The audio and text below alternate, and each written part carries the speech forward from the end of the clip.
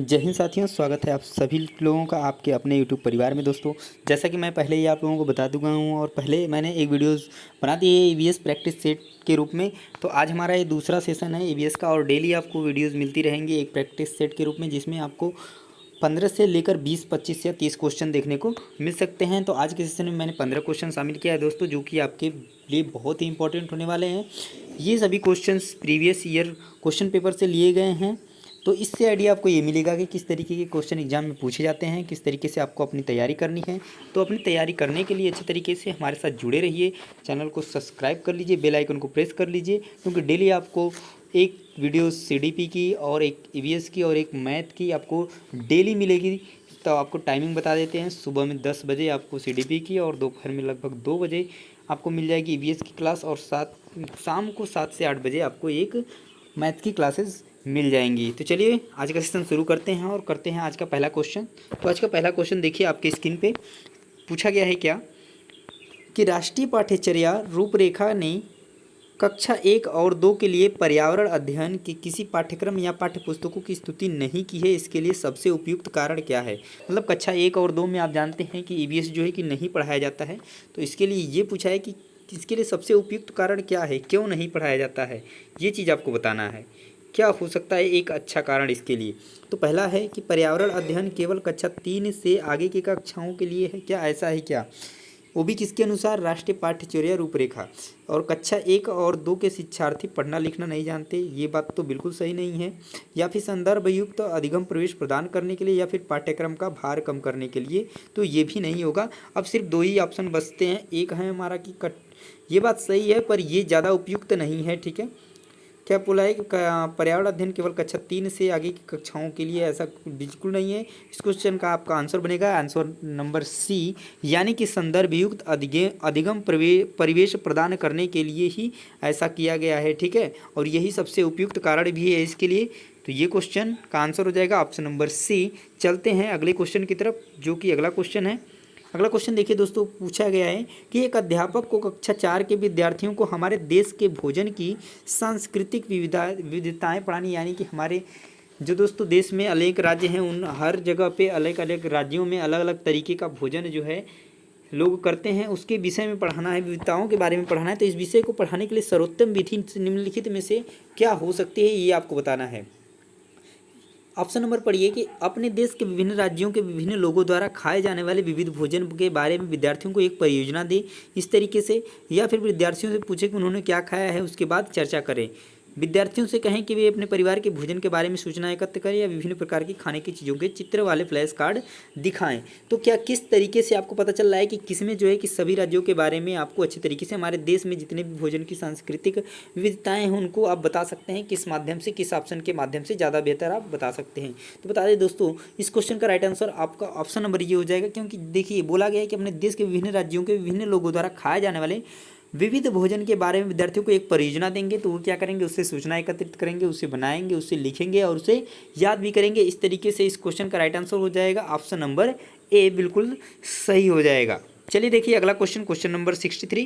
Question number 63 में क्या पूछा गया है कि प्राथमिक कक्षाओं में पर्यावरण अध्ययन के लिए निम्नलिखित सभी सामान्य उपागमों का अनुपालन किया जाना है केवल इसे छोड़कर, यानी कि सभी ऑप्शंस को यूज करना है केवल एक ऑप्शंस को छोड़कर। तो दिया है मूर्त से अमूर्त, सरल से कठिन, स्थानीय से वैश्विक, अमूर्त से मूर्त, और उसके बाद ये ऑप्शन दिए गए हैं। इस तरीके से आपको इसमें ट्रिक करना है एक। तो देखिए क्या दिया गया है, मूर्त से अमूर्त बात बिल्कुल सही है।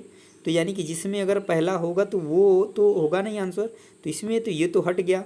अब दिया है सरल से कठिन, बिल्कुल बात, कोई भी चीज़ पहले सरल से हम कठिन की तरफ चलेंगे, तो जिसमें 2 दिया है वो कट गया, यानी कि आपका तीनों ऑप्शन कट गया, सिर्फ एक ही बचता है जो कि है ऑप्शन नंबर ए। और चौथा क्या है ऑप्शन, इसमें बोला गया है केवल 4, यानी अमूर्त से मूर्त। तो ये बिल्कुल बात गलत है। अगर आप अमूर्त से मूर्त की तरफ जाएंगे तो बिल्कुल अध्ययन के लिए, पर्यावरण अध्ययन के लिए सही नहीं होगा, और यही हमारा सही होगा, क्योंकि इसमें इसको छोड़कर पूछा है और इसी को छोड़कर बाकी अब ये चीज़ें सही हैं। तो इस वजह से इस क्वेश्चन का राइट आंसर हो जाएगा ऑप्शन नंबर 4।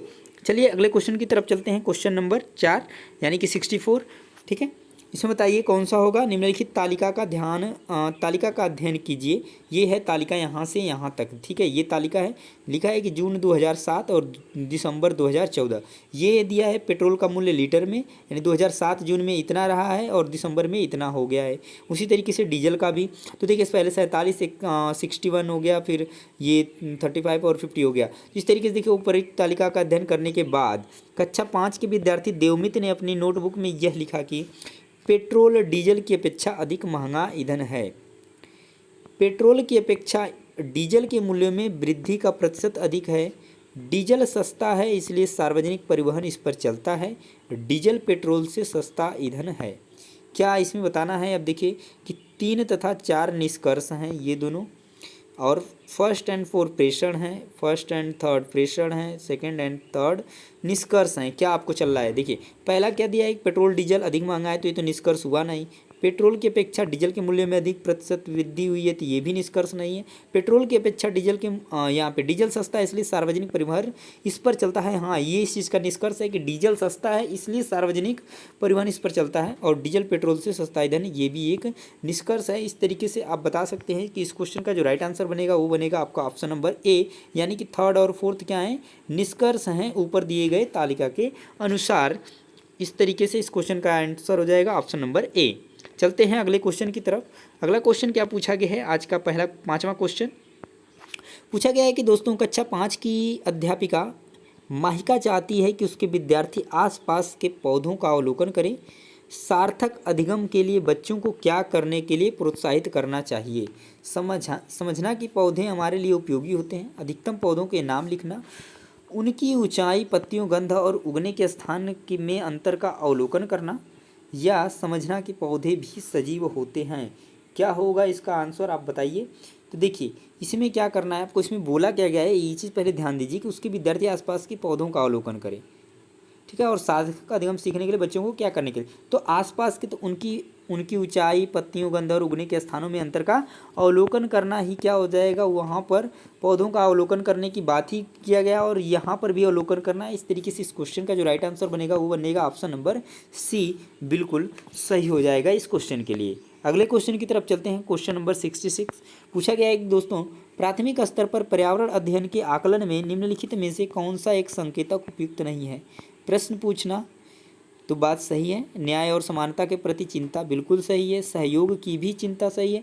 और स्मरण करना क्या होगा, तो स्मरण करना बिल्कुल बात सही नहीं होता है। किसी भी, अगर आप सीडीपी पढ़ते हैं या फिर कोई भी सब्जेक्ट में अगर आप जाएंगे तो स्मरण करना एक निगेटिव वर्ड है, इस चीज़ को ध्यान दीजिए। जहाँ पर भी याद करना, स्मरण करना आ जाता है, अगर उसमें पूछ दिया है कि हाँ ये चीज़ नहीं होना चाहिए, तो वो चीज़ कौन सा नहीं होगा, स्मरण करना नहीं होगा, ये उपयुक्त नहीं है इस तरीके से। तो इस क्वेश्चन का जो राइट आंसर बनेगा ऑप्शन नंबर डी, बिल्कुल सही हो जाएगा इस क्वेश्चन के लिए। अगले क्वेश्चन की तरफ चलते हैं। क्वेश्चन नंबर 67 और आज का ये 7वां क्वेश्चन। तो पूछा गया है कि आपके प्रधानाचार्य ने आपको कहा कि कक्षा 5 के विद्यार्थियों को शैक्षिक अवलोकन यात्रा के लिए ले जाएं। इस अवलोकन यात्रा को सार्थक बनाने के लिए आप अपनी योजना में क्या सम्मिलित करेंगी। तो देखिए ऑप्शन क्या है, यहाँ जाना हो या उसके बारे में, यानी कि जहाँ जाना हो उसके बारे में जानकारी प्राप्त करने और पढ़ने के लिए विद्यार्थियों को कहना। आनंद के लिए पर्याप्त भोजन और खेलों के साथ ले जाना। यह सुनिश्चित करना कि विद्यार्थी अनुशासित रहें और उस पर ध्यान का शांतिपूर्वक अवलोकन करें। या क्रियाकलापों की एक स्थिरीकृत सीट उस संस्थान के बारे में तैयार करना और प्रमाणिक तथा सार्थक अध्ययन के लिए उसे विद्यार्थियों के साथ यात्रा से पूर्व साझा करना। तो सीधे सीधे आपको समझ में आ रहा है कि इस क्वेश्चन का आंसर क्या होगा, जिसमें कि बहुत सारी चीज़ें दी गई हैं और बिल्कुल सही तरीके से दी गई हैं। वो दी गई हैं आपका ऑप्शन नंबर डी में, यानी कि क्रियाकलापों की एक स्तरीकृत सीट उस स्थान के बारे में तैयार करना और प्रमाणिक तथा सार्थक अध्ययन के लिए उसे विद्यार्थियों के साथ यात्रा से पहले ही पूर्व क्या कर लेना, साझा करना। ये चीज़ बिल्कुल सही हो जाएगा। इस क्वेश्चन का आंसर हो जाएगा ऑप्शन नंबर डी। अगले क्वेश्चन की तरफ चलते हैं। क्वेश्चन नंबर 68 पूछा क्या गया है इसमें कि प्राथमिक स्तर पर पर्यावरण अध्ययन के शिक्षण में कहानियों और कविताओं का प्रभावी ढंग से उपयोग किया जा सकता है। पर्यावरण अध्ययन में इनके उपयोग का मुख्य उद्देश्य क्या है, कि सीखने के लिए संदर्भगत वातावरण प्रदान करना, पाठों का आनंददायक बनाना, बिल्कुल बात गलत, भाषिक कौशलों को बढ़ावा देना, या कक्षा की विविधता की पूर्ति। किसके लिए सही है ये आपको बताना है, तो बता दें ये सबसे जो इसमें उपयुक्त आंसर होने वाला है वो आपको साफ साफ पता चल रहा है कि सीखने के लिए संदर्भगत वातावरण प्रदान करना ही इस चीज़ के लिए ये क्या है, कहानी और कविताओं का प्रभावी ढंग से उपयोग किया जा सकता है। ये इस क्वेश्चन का राइट आंसर बन जाएगा। अगले क्वेश्चन की तरफ चलते हैं, क्वेश्चन नंबर 69। क्वेश्चन नंबर 69 में पूछा गया है कि एक प्राथमिक स्तर की अध्यापिका जल अभाव के विषय पर अपने कक्षा 4 के बच्चों को प्रभावपूर्ण तरीके से किस प्रकार आंकेगी, ये आपको बताना है। बोला गया है उपयुक्त विषय पर एक लिखित परीक्षा का आयोजन करके यह पता करके कि उन्होंने अपने दैनिक जीवन में जल की बचत कैसे प्रारंभ की है, या जल संरक्षण में पोस्टर बनाने की गतिविधि का आयोजन करके, या बच्चों को जल संरक्षण पर नारे लिखने के लिए कहकर। तो जो इसमें सबसे अच्छा ऑप्शन होगा, यानी कि प्रभावपूर्ण तरीके से बोल दिया है पहले ही, तो उस होगा कि यह पता करके कि उन्होंने अपने दैनिक जीवन में जल की बचत कैसे प्रारंभ की। अगर आप दैनिक जीवन से उनके जोड़ कर पढ़ाते हैं बच्चों को, तो उनको ज़्यादातर चीज़ें अच्छी तरीके से समझ में आती है और लंबे समय तक याद रहती हैं, वो चीज़ें भूलती नहीं हैं। इस वजह से इस क्वेश्चन का राइट आंसर हो जाएगा ऑप्शन नंबर बी। अगले क्वेश्चन की तरफ चलते हैं दोस्तों, क्वेश्चन नंबर 70, ठीक है। और आज का 10वां क्वेश्चन देखिए दिया है कि प्राथमिक स्तर पर मानचित्रांकन सिखाने से शिक्षार्थियों ने निम्नलिखित में से किस कौशल को बढ़ावा मिलता है। गणनाएं और अनुमान, माप के अनुसार चित्रण करना, सापेक्ष स्थिति और दिशा बोध की जानकारी, या साफ सुथरा रेखांकन। ये आपको बताना है कि कौन सा होगा इस क्वेश्चन का राइट आंसर। तो देखिए अगर हम मानचित्रांकन पढ़ाते हैं तो उससे हमें ज्ञात क्या होता है, तो सापेक्ष स्थिति और दिशा बोध की जानकारी मिलती है। ये बात बिल्कुल सही है। इस क्वेश्चन का राइट आंसर भी क्या हो जाएगा, ऑप्शन नंबर सी हो जाएगा। चलिए अगला क्वेश्चन देखिए, क्वेश्चन नंबर 71।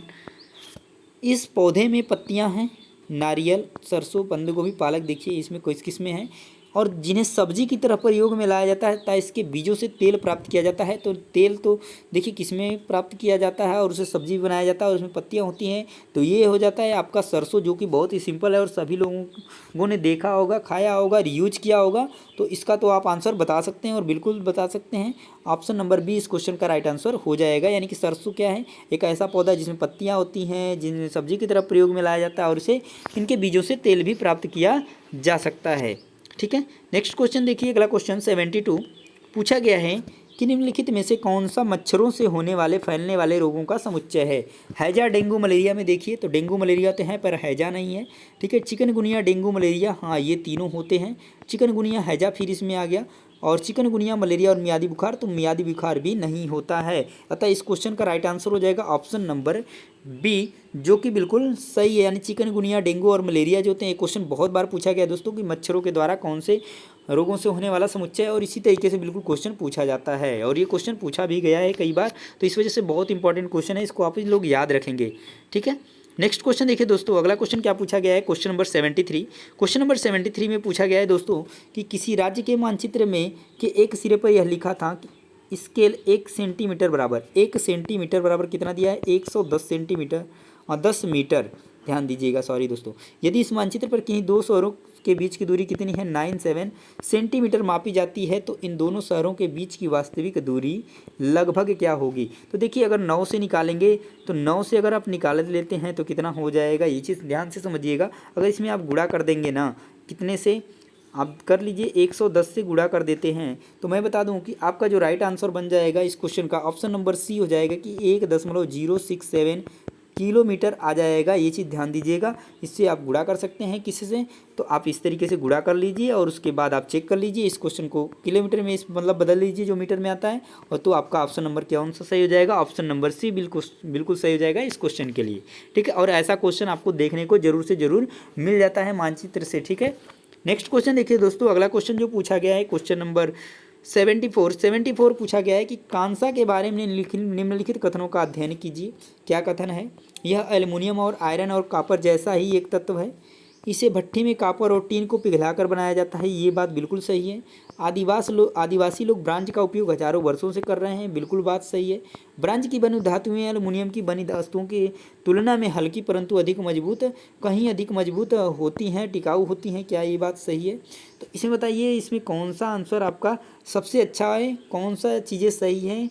तो इसमें बता दें कि सही कथन पूछा है, तो इसमें जो है आपका ऑप्शन नंबर ए, यानी कि केवल 2 और 3, यानी कि इसे भट्ठी में कॉपर और टीन के साथ पिघलाया जाता है और ब्रांज का उपयोग हजारों वर्षों से कौन करते आ रहे हैं, तो आदिवासी लोग करते आ रहे हैं, ये बात बिल्कुल सही है। तो इस वजह से इस क्वेश्चन का जो राइट आंसर बनेगा दोस्तों, ऑप्शन नंबर ए जो है करेक्ट हो जाएगा। अगला क्वेश्चन देखिए दोस्तों, क्वेश्चन नंबर 75 और आज के सेशन का दोस्तों लास्ट क्वेश्चन। इससे पहले कहना चाहूँगी, यदि आपको वीडियोस पसंद आ रहा है दोस्तों, आपको क्वेश्चन समझ में आ रहे हैं, तो वीडियोस को लाइक करना, अपने दोस्तों के साथ शेयर करना और चैनल को सब्सक्राइब करना ना भूलिएगा, क्योंकि ऐसी वीडियोज़ आपको डेली मिलती रहेंगी जो आपके लिए बहुत ही इंपॉर्टेंट होने वाली हैं एग्जाम्स के लिए। और बेल आइकन को प्रेस करना तो बिल्कुल ही नहीं भूलिएगा, क्योंकि जैसे ही वीडियोज़ आपको अपलोड की जाएंगी आपके पास तुरंत नोटिफिकेशन जाएगा, जिससे आपको हेल्प मिलेगा। और टाइमिंग मैंने पहले ही आपको शेयर कर दिया है, बता दिया है, ठीक है। सुबह के 10 बजे आपको सीडीपी की क्लास, 2 बजे लगभग ईवीएस की क्लास और शाम को 7 या 8 बजे मैथ की क्लासेस आपको इस चैनल पे मिल जाएंगी डेली बाय डेली। तो चलिए इस क्वेश्चन का आंसर दीजिए। आप क्वेश्चन नंबर 75 पूछा गया है कि निम्नलिखित में से कौन से प्राथमिक स्तर पर पर्यावरण अध्ययन में आकलन के लिए उपकरण और तकनीकें हैं। परियोजनाकार बिल्कुल बात सही, क्षेत्र भ्रमण बिल्कुल सही, जनरल लिखना ये भी सही है और विचार मानचित्रण भी सही है, यानी कि चारों ऑप्शन सही हैं। तो किस ऑप्शन में आपको दिख रहा है, जल्दी बताइए। देखिए ये मिल रहा है केवल 4, तो ये तो गलत हो जाएगा। सब में चारों में कौन मिल रहा है, तो ऑप्शन नंबर बी में मिल रहा है, यानी कि 1, 2, 3 एंड 4 चारों की चारों तकनीकें जो हैं, उपयोगकरण जो है उपयोग में लाए जा सकते हैं आकलन के लिए। तो इस क्वेश्चन का जो राइट आंसर बनेगा दोस्तों, ऑप्शन नंबर बी बिल्कुल सही हो जाएगा। तो दोस्तों ये था हमारा आज का पूरा 15 क्वेश्चन, जो कि आपको समझ में आ गया होगा किस तरीके से एग्जाम में क्वेश्चन पूछा गया है, ठीक है। ये इस तरीके से क्वेश्चन आपको एग्जाम में देखने को मिलेंगे दोस्तों। तो अब मिलेंगे अगले वीडियोज़ में कल ठीक इसी टाइम पे। तब तक के जय हिंद, वंदे मातरम। अपना ख्याल रखिएगा और चैनल को सब्सक्राइब करना दोस्तों ना भूलें। Thank you, Vande Mataram.